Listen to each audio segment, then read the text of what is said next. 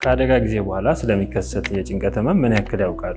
ሰላም፣ ተወዳጅ ታሪኩ እባላለሁ። በኬርላንድ አጠቃላይ ሆስፒታል ሲኒየር ሳይካትሪ ፕሮፌሽናል እና ኳሊቲ ኦፊሰር በመሆን እያገለገልኩ እገኛለሁ።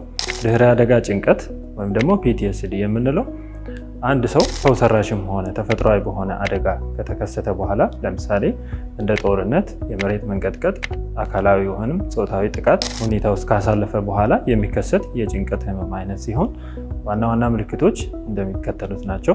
በነገራችን ላይ በዓለማችን ላይ ከ8% ያላነሱ ሰዎች ከPTSD ጋር ይኖራሉ።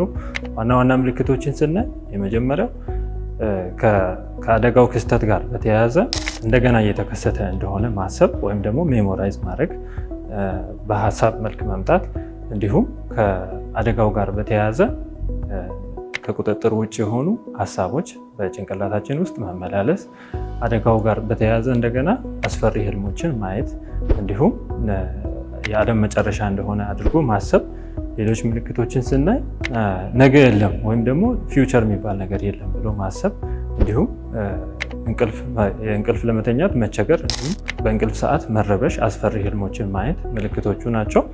ከዛ ውጭ ሌሎች ምልክቶችን ስናይ ውሳኔ ለመስጠት መቸገር፣ እንዲሁም ለክስተቱ ወይም ለአደጋው ራሳችንን ተጠያቂ ማድረግ እና የመሳሰሉ ምልክቶች ከ1 ወር እስከ 6 ወር ባሉት ጊዜያቶች ውስጥ የሚከሰቱ ከሆነ የድህረ አደጋ ጭንቀት በሽታ ሊሆን ስለሚችል ወደ ኬርላንድ አጠቃላይ ሆስፒታል በመምጣት ቀጠሮ በማስያዝ በስፔሻሊስት ሐኪሞቻችን መታየት ይችላሉ። አመሰግናለሁ።